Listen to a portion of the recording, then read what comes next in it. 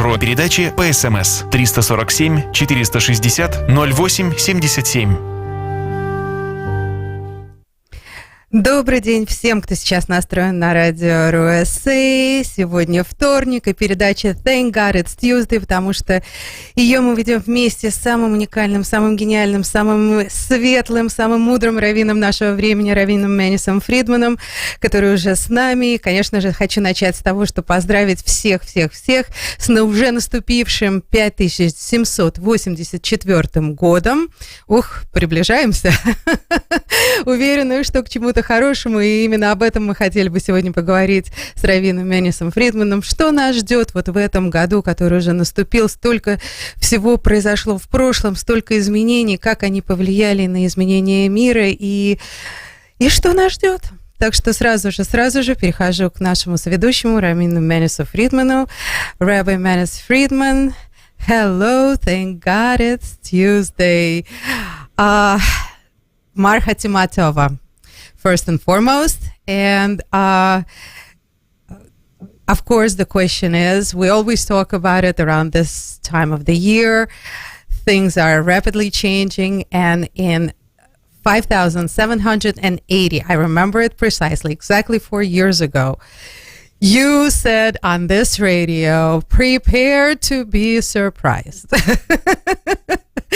And I think we have been nothing but surprised ever since. And so many things have taken place that have taken us by surprise. And of course, I want to know, you're so good, you're so on top of calling it as it is. So, of course, my question is, what are we in for in 5784? Well, surprises can go both ways. Positive and not so positive. The surprises so far have been pretty much negative. Unprecedented negativity, confusion, evil, unbelievable. Things we never would have imagined. And they've become norm, mainstream. Crazy. This year it's going to be the other. The surprises will all be positive. Because now that we're expecting more negative, everything positive is going to be a surprise. Rabbi Friedman, I'm going to quote you on that all the time now. Expect positive surprises. Amazing. Great news. Yep. It's time. I think people are ready. This is your new look? Oh no, I knew you were going to announce it. I was trying to be inconspicuous. Yes, that's my resolution for... Is it that noticeable? Yes, that's my resolution for the new year. And yes, my new look is covered. Right. So I guess that's positive number one. Surprise. Positive. It's good. Thank you. More comfortable this one? Not yet. Not yet. Getting used to it, but excited because okay, so I guess I have to announce to the world that yes, I have covered my hair as a Jewish woman should, and I always knew that day would come. I didn't know when, and it did. It came, and I am very excited and positive, and both my husband and I were finally ready for it. We were both not ready before. It was one of the hardest mitzvahs for me to take on because my hair was such a signature part of me. It still is. It's still under this little hat over here, and it will be. It's a promise I made to my husband. The hair is not going anywhere. It's staying, but it's definitely something that I am very excited that I was able to finally do because, having it hang over you, knowing that this is the right thing to do, but not doing it is much harder than just making the decision and doing it. So the decision is made and it's done, and I am very happy about that. Getting a lot of comments, or no one is saying anything negative, and that's a good thing. there is nothing negative. Yeah, I don't feel negative. I definitely feel a lot of positivity, and feels like I have a crown on my head. That's how I look at it. So I'm, we're happy. So and hopefully everybody's on board with it. It's again, I'm in a secular world, so, and people definitely have seen me going through the changes over the past 10 years, because that's the time my husband and I became a ballet tshuva, and the changes they've been going through the 10 years, and I think this is pretty much the last serious step that we needed to take, and we did, and it's exciting, and I wasn't planning to share it with the whole world today, but it's okay, it's good. Shana tova.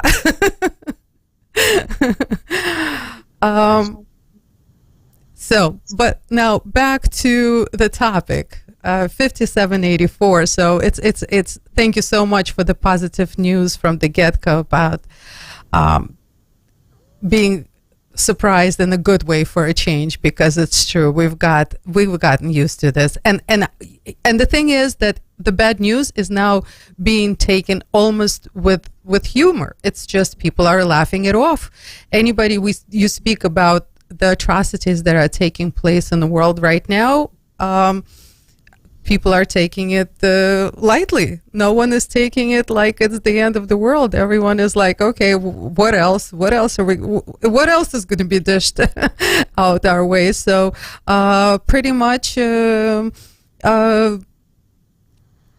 question is, what kind of good news are we in for? Because right now things don't look so terrific. I mean, we are in a recession, even though people are not saying it out loud. The media is not announcing it, but I'm sure it's felt. The job market is atrocious. The prices are sky high, almost double since last year. I mean, I'm talking about groceries and all of the necessities, and they're still going up. The gas price is up. So realistically, we are in inflation and in a recession, even though it's not being said out loud.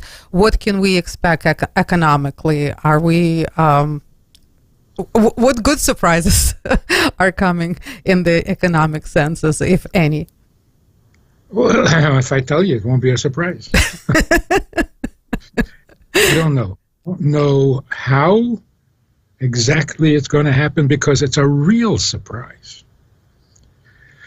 It's not something we can predict. So all predictions have to be taken with a grain of salt, because we don't know. So people who used to be accurate with their predictions, not anymore. No, what's happening is beyond our imagination, which is good, because that's exactly what we need. Not just a little tweaking of the system that we're used to. That wouldn't be good enough. It has to be a radical change. And radical is unpredictable. So it's going to be not just better, but much better. Much better.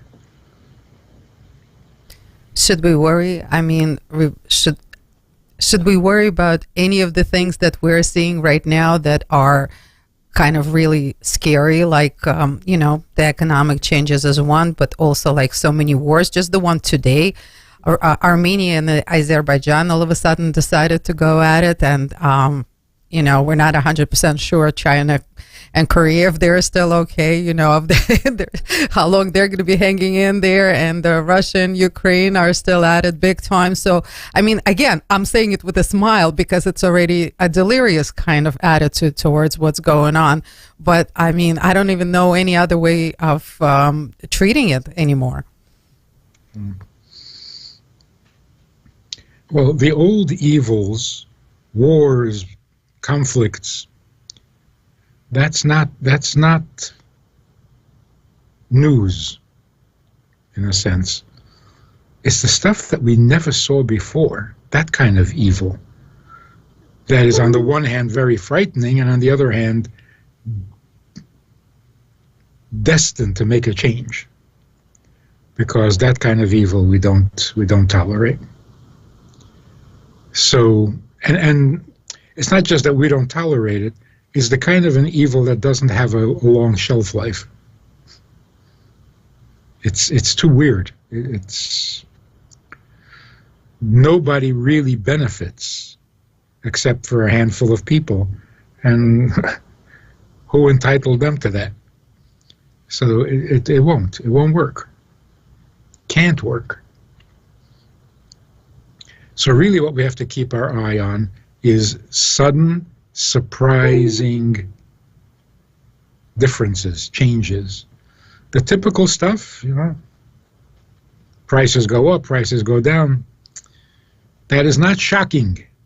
It's very annoying and some painful.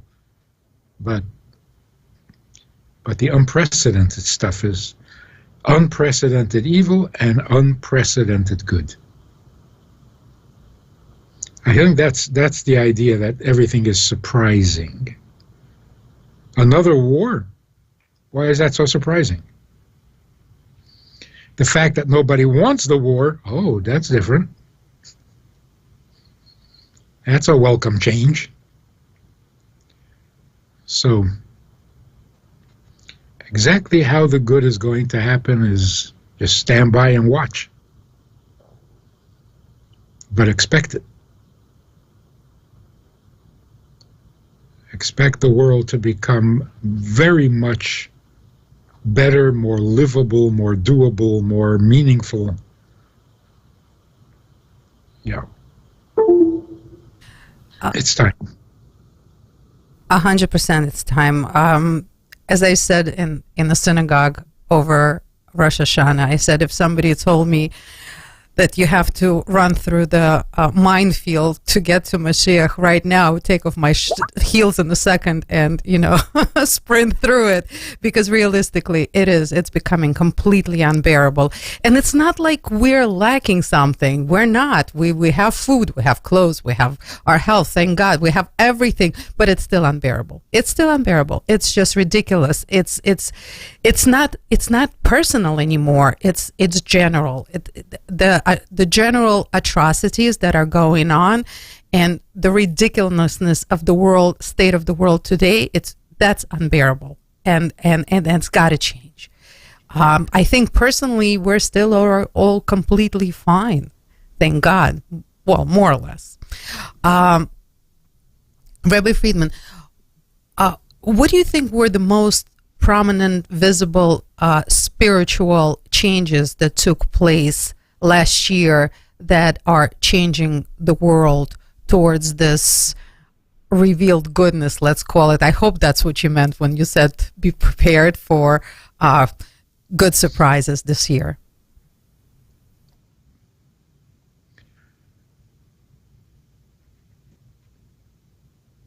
I think when we look back at the last couple of years, from a historic perspective, people will say those are the years in which all the power went from the leaders to the people. The leaders have no power. And whatever power they have does not belong to them. It's mostly illegal. They have their power illegally. And that's got to stop.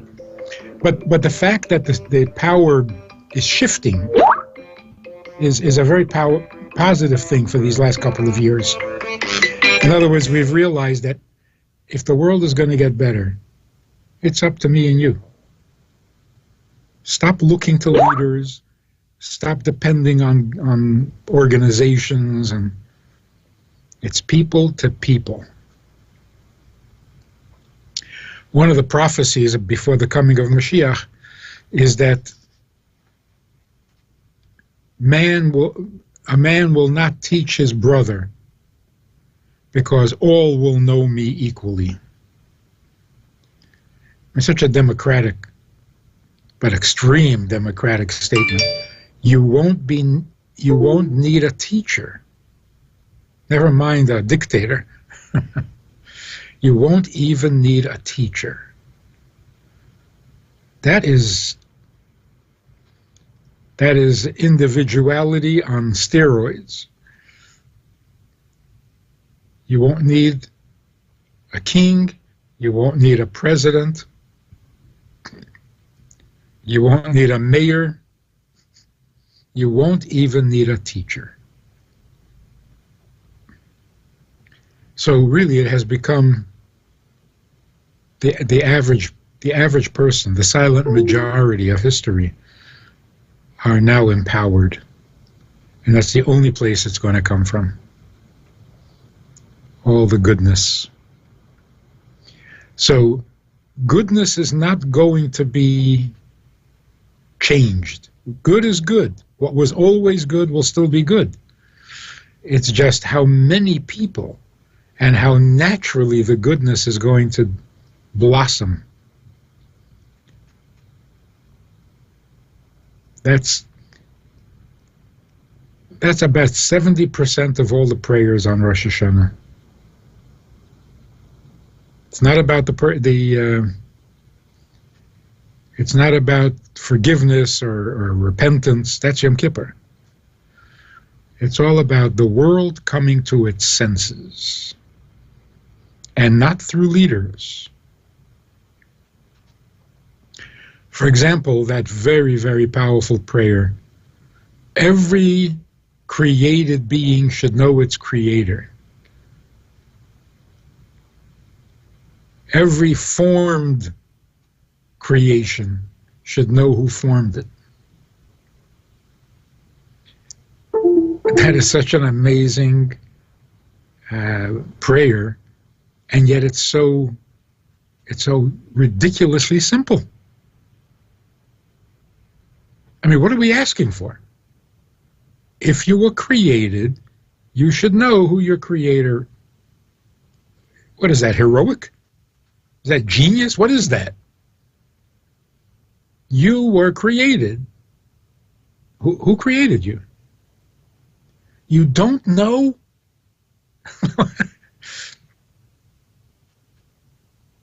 5,000 years of human history, and you don't know who created you? Come on.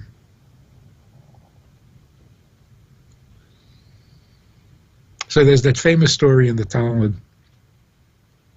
One of the sages was riding along on his donkey, and he sees on the side of the road a really ugly guy.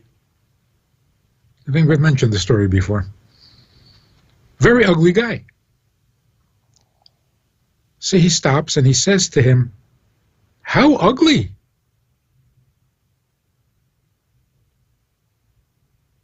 And the man said, "Oh, don't complain to me.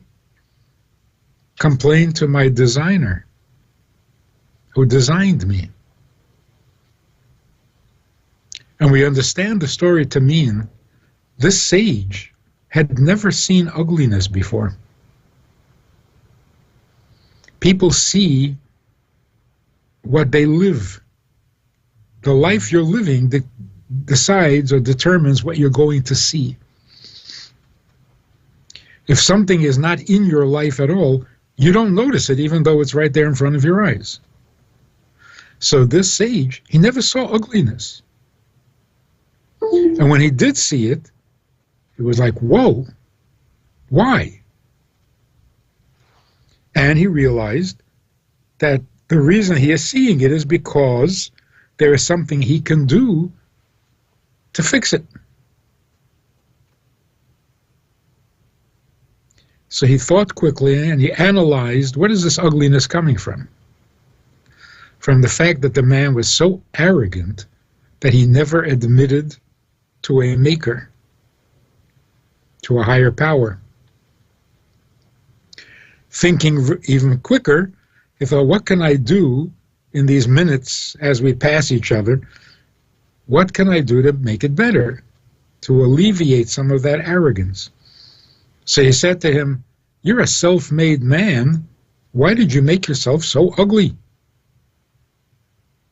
So the man said, no, I didn't do that. Complained to my designer, to my maker. And he wasn't as ugly anymore. The sad thing is, when we find something wrong within ourselves, we attribute it to a higher power, whatever that higher power may be. Bad psychology, traumas that I couldn't control that are not my fault. But all of a sudden, it's not about me. Oh, I didn't do it. Don't blame me. Well, talking about you.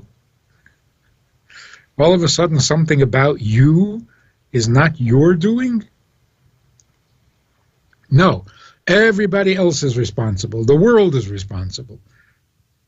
The universe made me this way. Anything but me. Which, of course, is true. But why can't you recognize that about good things also?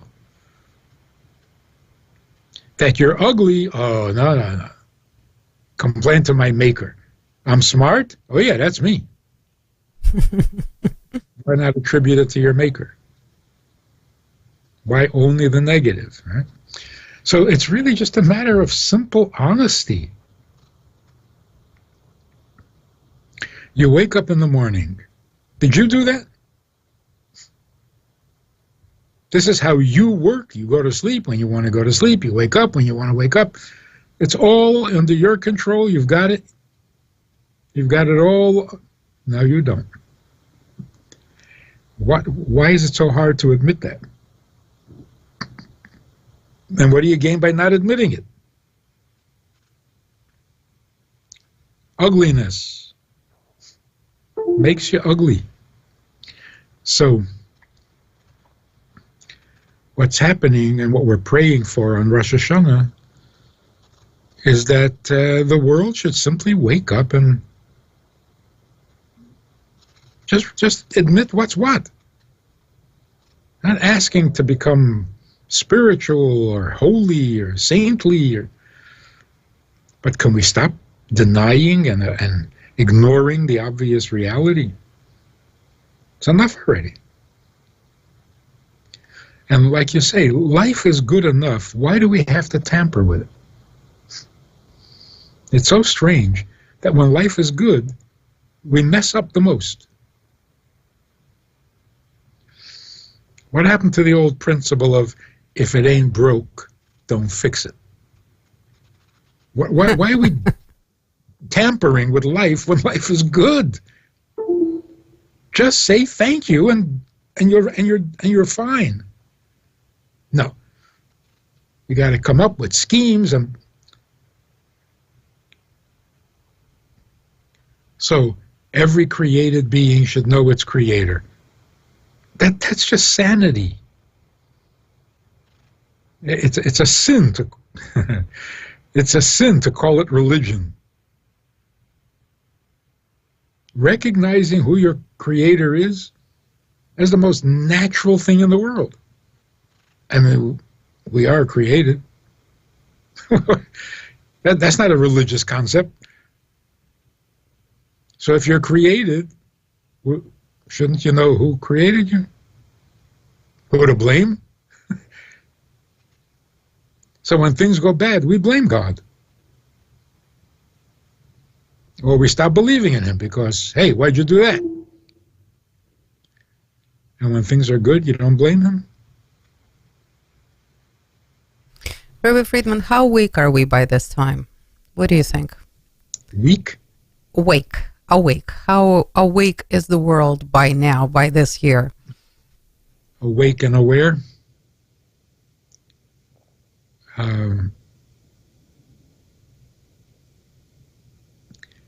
Years and years of abuse, and as a Jewish people, we know this firsthand. You become numb. Not stupid, just numb. You see everything going wrong, and there's no explosion, there's no eruption, there's no reaction. We're numb.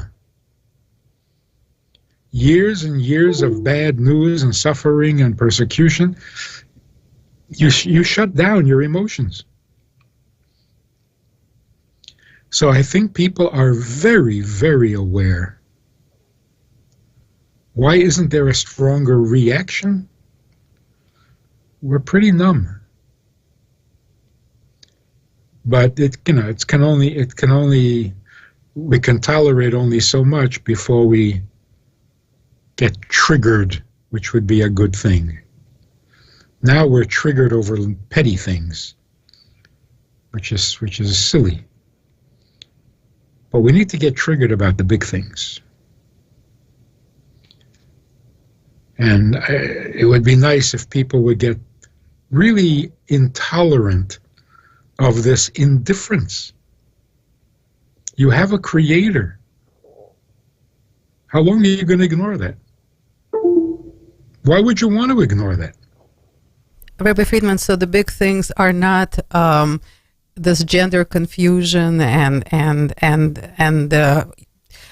senseless wars. Those are not the big things you're saying. But you're saying something else right now. You're saying that what is exactly that big thing that we have not fully awakened to yet? Well, first of all, the big issue has always been, in Judaism, morality.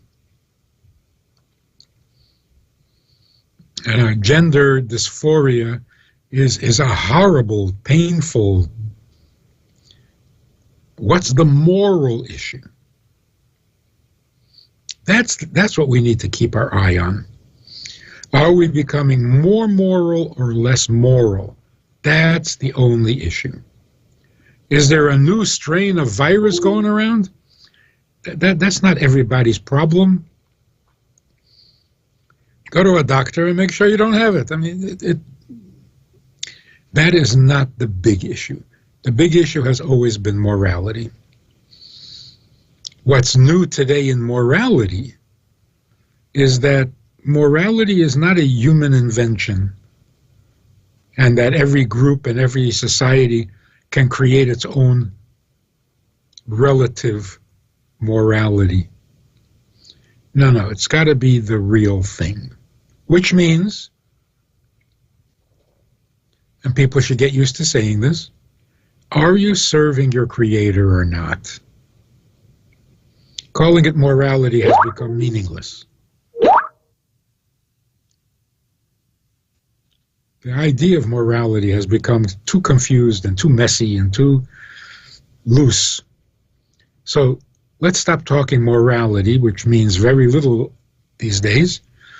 Let's start calling it, are you serving God?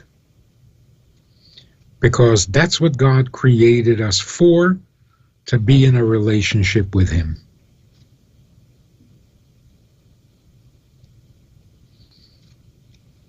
I mean, the Torah says it so clearly, and we read it without... The verse says, what does God ask of you after all, but to fear Him and do His mitzvahs? What is that saying? What should we be hearing? What should shock us in that quote? And very sadly, it doesn't surprise anybody. It doesn't shake anybody up. What is God asking of you? That is what God asks of us? I thought He just commands and dictates. What is this asking of us? Actually, it reminds me of Kennedy. Kennedy's famous line in his inauguration speech. Ask not what the country can do for you. Ask what you can do for your country. God is asking.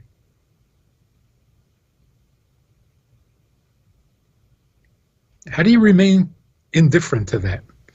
How do you just read that and continue on as if you haven't heard anything? So, one good thought for the holiday season, and I think we spoke about this before. What does fear of God mean? What are you afraid of? He's going to get you? That's not fear of God, that's fear of pain. There's nothing noble about that. Fear of God means, once you know that God asked you for something, how could you not? That's called fear. It's not a matter of consequence, punishment, suffering. No. If somebody asks you for a favor, how could you not? If someone really, really close to you asks you for a favor, how could you not? If someone very close to you is also a very important, powerful person, how could you not? That's what we're praying for and wishing for, that the world should wake up and say, God asks and we're just ignoring him? Can't do that.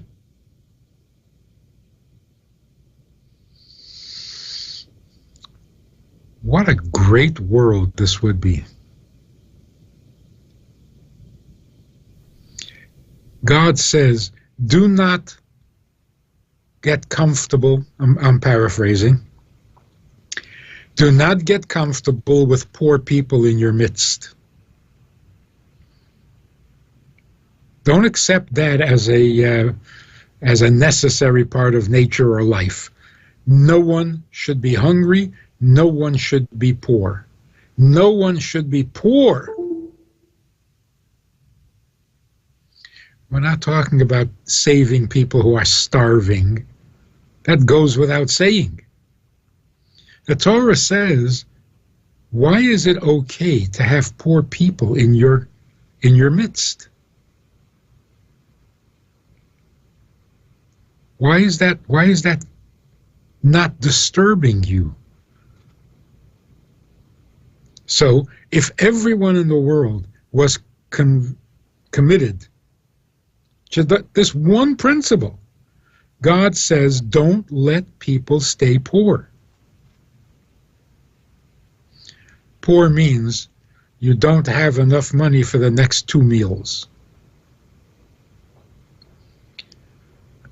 So we're not talking about somebody who's dangerously in starvation mode. We're talking about a person who has what to eat, but he doesn't have money for the next 2 meals. That should not be tolerable. So if everybody in the world said, no, we can't let people be poor, what a beautiful world this would be. Just that one thing. But we're very comfortable. There are homeless people, there are poor people, there are starving people. Yeah, there are problems. And that's it.